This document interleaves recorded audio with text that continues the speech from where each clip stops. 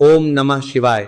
भक्तों, सावन का पवित्र महीना और सावन सोमवार का पावन दिन महादेव को रिझाने का सबसे उत्तम अवसर होता है। लेकिन क्या आप जानते हैं कि सावन महीने हमारी एक अनजानी गलती भी भोलेनाथ को रुष्ट कर सकती है। आज हम शास्त्रों के अनुसार समझेंगे कि सावन सोमवार की पूजा में किन चीजों को भूलकर भी शिवलिंग पर अर्पित नहीं करना चाहिए और किस सही विधि से शिवलिंग का अभिषेक कर हम शिव कृपा के पात्र बन सकते हैं। मिलकर इस पावन सफर की शुरुआत करते हैं। शिव परिवार की जय हो। हर हर महादेव। सावन सोमवार में शिवलिंग पर भूल कर भी ना चढ़ाएं।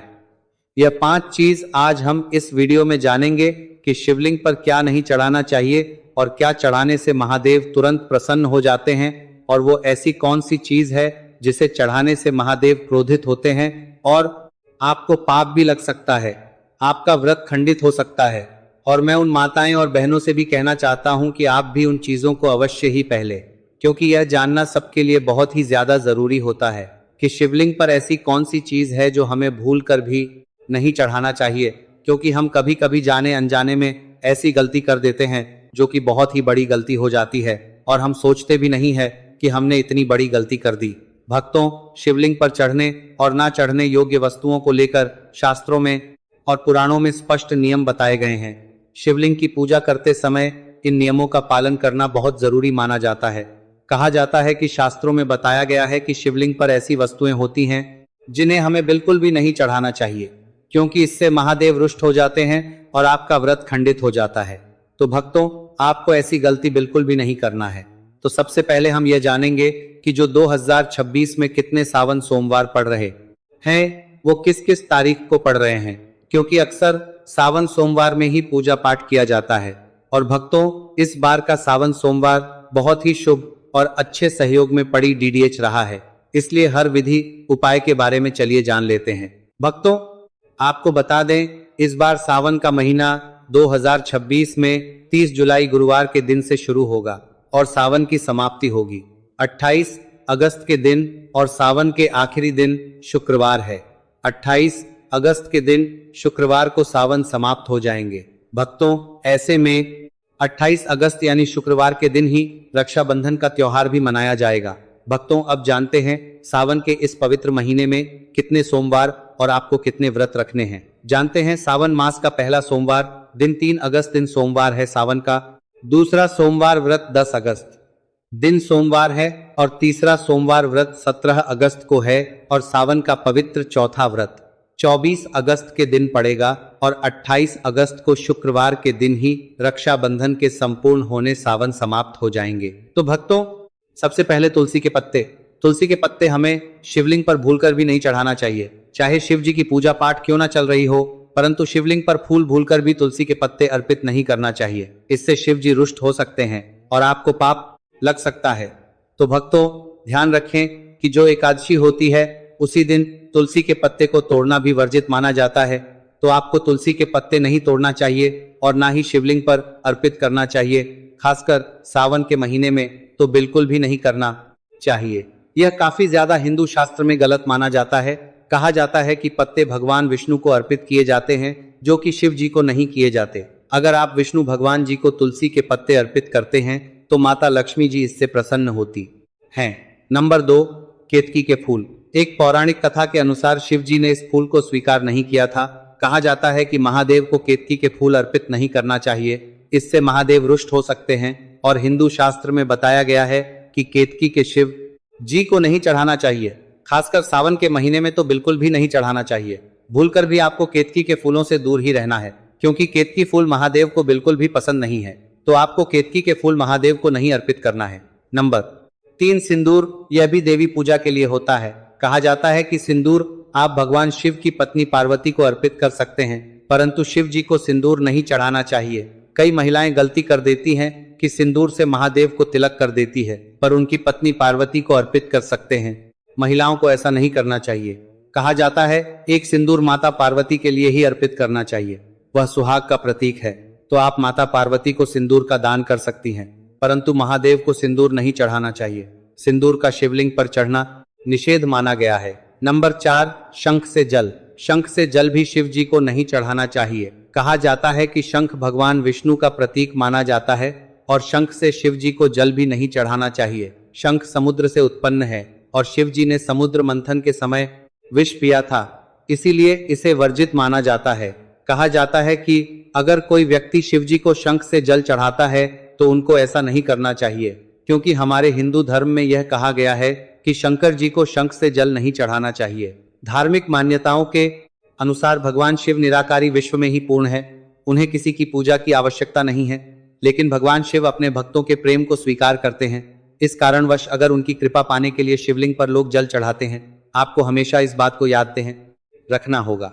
सावन सोमवार में भगवान शिव को जल देते समय उसमें 2-4 बूंद गंगा जल जरूर मिला लें। ऐसा करने से ना वो आपके घर में आने वाले हैं। ऐसे में याद रहे, शिव की भक्ति में कोई भी कमी नहीं आनी चाहिए। घर में गंदा कचरा मत रखना, क्योंकि आपके घर में शिव जी आने वाले हैं। मित्रों, नंबर 3, शास्त्रों के अनुसार माना गया है कि नीलकंठ भगवान शिव का प्रतीक है। अगर आपके घर में सावन के महीने में नीलकंठ छत पर आकर बैठ जाए तो उसे भूलकर भी मत भगाना, क्योंकि यह शिव जी का प्रतीक माना गया है। ऐसे में आप होना चाहिए, क्योंकि भगवान शिव आपकी भक्ति से बहुत खुश है।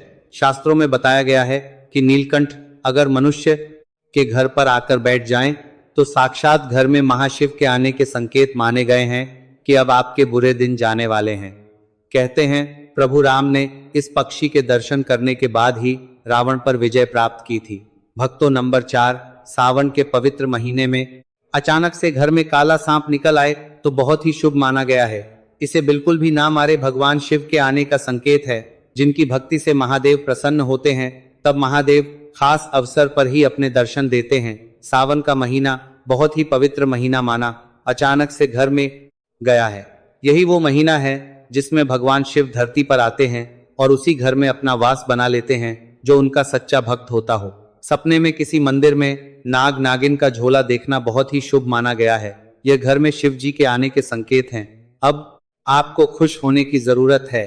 भक्तों, नंबर 5, सावन के शुभ अवसर पर सोमवार के दिन डमरू की आवाज, घंटियों की आवाज सुनाई जाए तो यह अत्यंत शुभ माना गया है। इसका अर्थ यह है कि शिव जी आपसे प्रसन्न हैं और जल्दी आपके घर और जीवन में प्रवेश करने वाले हैं, जिससे आपका आर्थिक संकट दूर होकर जीवन में सुख समृद्धि आने वाली है और महादेव आपसे बहुत खुश हैं। भक्तों कर याद रखें कि यह सावन आध्यात्मिक कायाकल्प का अवसर है, परमात्मा से जुड़ने का समय है।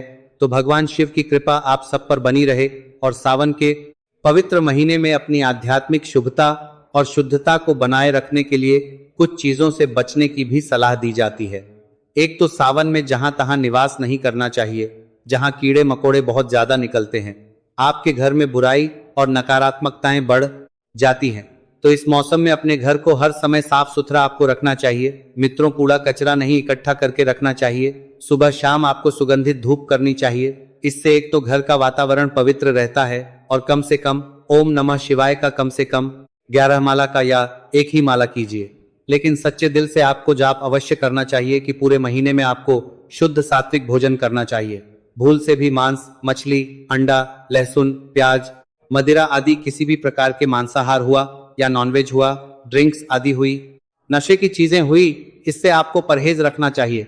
व्रत के दिन फलाहार करना चाहिए, यह श्रेष्ठ होता है। और नहीं कर सकते तो कम से कम एक समय सात्विक भोजन करें।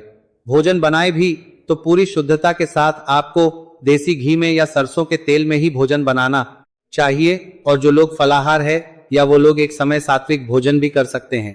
गलत भोजन तामसिक माना जाता है और यह आपके आध्यात्मिक विकास में बाधा बनता है। यह आपके दिमाग और शरीर के संतुलन को बिगाड़ देता है।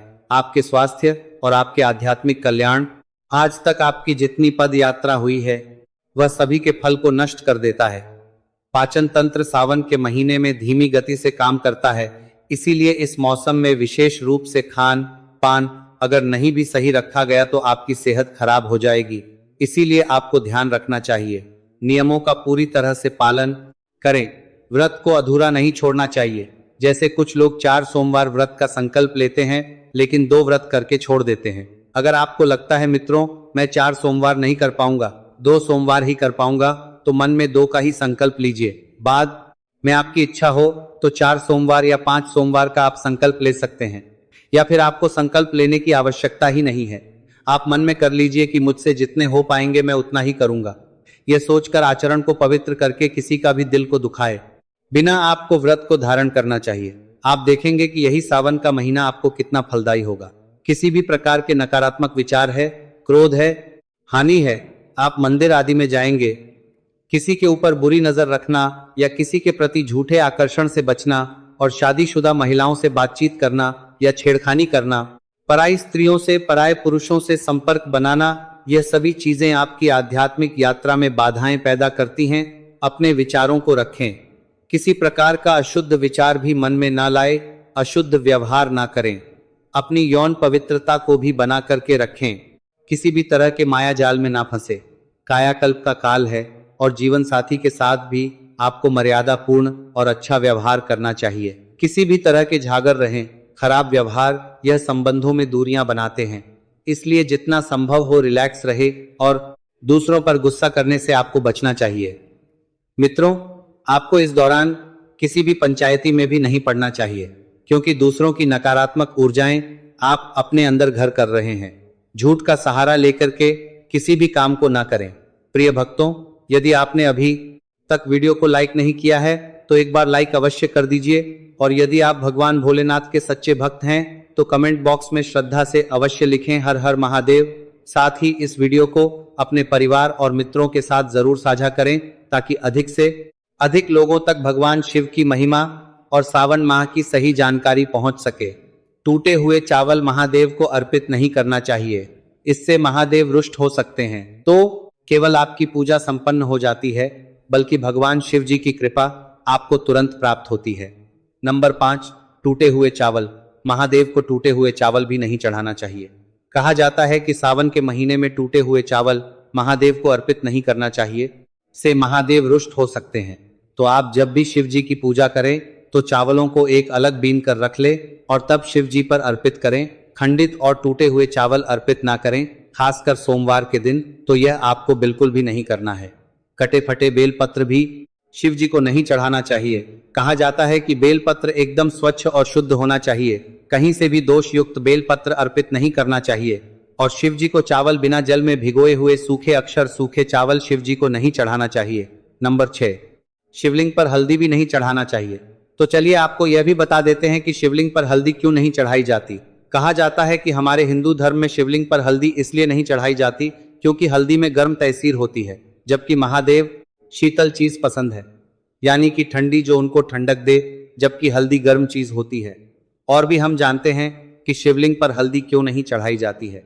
कहा जाता है कि भगवान शिव को विराट तपस्वी और अहंकारी का प्रतीक माना जाता है, वो वैरागी है, और हल्दी को शुद्धता, सौंदर्य और प्रजनन का प्रतीक भी माना जाता है।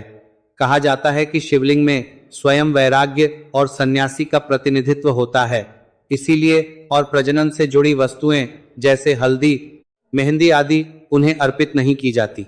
हल्दी का संबंध परंपरागत रूप से स्त्रियों के विवाह और सौभाग्य से जुड़ रहा है। जाता है कि भगवान से साध्वी, तपस्वी और निर्गुण ब्रह्म का प्रतिभा में हल्दी का स्वरूप मेल नहीं खाता, इसीलिए भी शिवलिंग पर हल्दी नहीं चढ़ाई जाती। और भी इसका कारण है, जैसे कि गर्म हल्दी गर्म तासीर की होती है और शिव जी को शीतलता पसंद है, इसीलिए शिवलिंग पर दूध, जल, बेलपत्र, भस्म आदि शीतल और सात्विक चीजें चढ़ाई जाती है। शिव जी को चंदन भी चढ़ाया जाता है जो कि ठंडक देता है। कहा जाता है शिव जी को चंदन चढ़ाना काफी ज्यादा शुभ और फलकारी माना गया है। चलिए अब वो भी जान लेते हैं कि हमें शिवलिंग पर कौन सी चीज है वो चढ़ाना चाहिए। शिवलिंग पर कौन सी चीज चढ़ाने का धार्मिक महत्व होता है। हिंदू धर्म ग्रंथों के अनुसार शिवलिंग पर कुछ विशेष वस्तुएं चढ़ाने से विशेष फल की प्राप्ति होती है। सबसे पहले तो शिवलिंग पर 1 लोटा जल आपको सावन के महीने में जरूर ही चढ़ाना चाहिए, क्योंकि भगवान शिव इतने भोले हैं कि वो 1 लोटा जल से ही प्रसन्न हो जाते हैं। अगर कोई श्रद्धा से 1 लोटा शिवलिंग पर चढ़ा देता है तो समझिए भगवान को उसने प्रसन्न कर लिया। जल शांत भाव से जल अर्पित करने से मन को शांति मिलती है। कच्चा दूध, भगवान शिव को कच्चा और शुद्ध ठंडा दूध बहुत प्रिय है और इससे सौभाग्य और सुंदरता की प्राप्ति होती है। दही शिव जी को ठंडक प्रदान करता है और भक्तों को भी शांति प्रदान करता है। शहद शिवलिंग पर जरूर ही चढ़ाना चाहिए। मिठास जीवन में मिठास भरने के लिए और मनोकामना पूर्ति के लिए शिवलिंग पर शहद अवश्य ही चढ़ाई जाती है। अग्नि तत्व को शांत करने के लिए यह होता है, इसलिए शिवलिंग पर की आवश्यक गंगा जल, अत्यंत पवित्र माना जाने वाला गंगा जल सभी अभिषेकों में विशेष रूप से उपयोगी माना जाता है। तो आप सावन के महीने में थोड़ा सा गंगा जल मिलाकर जल चढ़ा सकते हैं। बेलपत्र शिव जी को सबसे ज्यादा प्रिय है। बेलपत्र शुभ कार्य माना जाता है। आप 3 पत्तियों वाला बेलपत्र भी चढ़ा सकते हैं। अगर आपके पास 3 पत्ता वाला बेलपत्र नहीं है तो आप 1 पत्ता वाला भी बेलपत्र चढ़ा सकते हैं। भक्तों, अगर आप चाहते हैं कि सावन के पवित्र महीने में भगवान शिव जी का आपको सीधे आशीर्वाद मिल जाए, आपका व्रत सफल हो जाए, तो आप भगवान शिव जी को धतूरा अवश्य ही चढ़ा दीजिएगा। शास्त्रों में, वेद पुराणों में, शिव पुराण में साफ साफ लिखा हुआ है कि सावन सोमवार में भगवान शिव जी को धतूरा चढ़ाना बहुत ही कल्याणकारी और फलकारी होता है। भस्म शिव जी का प्रमुख श्रृंगार है। भारत में भस्म विभूति, मोक्ष और वैराग्य का प्रतीक कहा जाता है। सावन के महीने में शिव जी को ठंडक प्रदान करने वाली भस्म जरूर ही चढ़ाएं। सफेद फूल जैसे कि चमेली, कुंडबेल आदि भी शिव जी को जरूर चढ़ाना चाहिए। शिव जी को सफेद रंग के फूल अधिक प्रिय माने जाते हैं। कहा जाता है कि उनकी प्रिय फूल सफेद कलर की ही होती है। तो आप हो सके तो सावन के महीने में उनको सफेद फूल अर्पित अवश्य करें। मित्रों, सावन के इस्मांती के सालर के सावन के सालर पवित्र महीने में अगर जिस व्यक्ति को 5 संकेत मिल जाए तो इससे यह पता चलता है कि महादेव आपकी भक्ति से बहुत प्रसन्न है और आपको धनी होने से कोई भी नहीं रोक सकता। तो चलिए अब जानते हैं भक्तों। नंबर 1, बैल का दरवाजे पर आना। नंदी महाराज भगवान भोलेनाथ के वाहन हैं। नंदी को भगवान शिव का द्वारपाल भी कहा गया है। नंदी महाराज को बुद्धि और ज्ञान का प्रतीक माना गया है। शिव के मंदिर के बाहर हमेशा नंदी महाराज विराजित रहते हैं। लेकिन अगर सावन के इस महीने में अचानक से नंदी महाराज आपके दरवाजे पर आ जाएं और घर की चौखट को सींग मारने लगे, तब आपको समझ लेना चाहिए कि भगवान शिव आपके घर में आने वाले हैं, जो कि ये एक उनके आने का संकेत है। भगवान भोलेनाथ आपकी पूजा से बहुत प्रसन्न है और आपके घर में खुशियां आने वाली है। आपको धनी होने से कोई नहीं रोक सकता। लेकिन याद रहे, नंदी महाराज को तिलक लगाकर मीठा भोग जरूर खिलाएं। भक्तों, नंबर 2, सावन के पवित्र महीने में अचानक से आपके सपनों में अगर शिवलिंग दिखाई दे जाएं, अर्थात भगवान शिव दिखाई दे जाए, तो इसे आपको यह समझना चाहिए कि अब आपके जीवन से परेशानियों का अंत। भगवान शिव आपकी सच्ची आराधना भक्ति से बहुत खुश हैं और आप जब भी शिव जी की पूजा करें तो चावलों को एक अलग बिन कर रख ले और तब शिव जी पर अर्पित करें। खंडित और टूटे हुए चावल अर्पित ना करें। खासकर सोमवार के दिन तो यह आपको बिल्कुल भी नहीं करना है। कटे फटे बेलपत्र भी शिव जी को नहीं चढ़ाना चाहिए। कहा जाता है कि बेलपत्र एकदम स्वच्छ और शुद्ध होना चाहिए। कहीं से भी दोष युक्त बेलपत्र अर्पित नहीं करना चाहिए। और शिव जी को चावल बिना जल में भिगोए हुए सूखे अक्षर, सूखे चावल शिव जी को नहीं चढ़ाना चाहिए। नंबर 6, शिवलिंग पर हल्दी भी नहीं चढ़ाना चाहिए। मेरे प्यारे भक्तों, क्या आप जानते हो, एक गलती और पूरी जिंदगी बर्बाद। भक्तों, आप माने या ना माने, और बात तो सच है, क्योंकि सावन सोमवार के दिनों में भूलकर भी ऐसी गलतियां नहीं करनी चाहिए। राधे राधे। भक्तों और दर्शकों का आज के इस बेहद विशेष, अलौकिक और महाकल्याणकारी वीडियो में हृदय से स्वागत है। जी हाँ दोस्तों, क्या आप जानते हैं कि हमारे सनातन धर्म में सावन का महीना भगवान शिव की आराधना के लिए सबसे पवित्र और फलदायी माना गया है।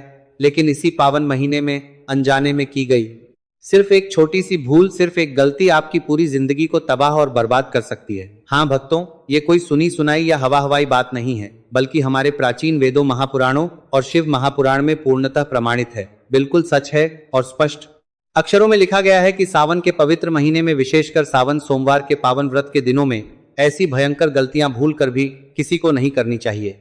अन्यथा मानव, चाहे स्त्री हो या पुरुष, उसका पूरा जीवन, मान शान, धन दौलत सब कुछ नष्ट हो जाता है, बर्बाद हो जाता है और घर में सदा सदा के लिए भयंकर दरिद्रता, कंगाली और दुखों का पहाड़ टूट पड़ता है। लोग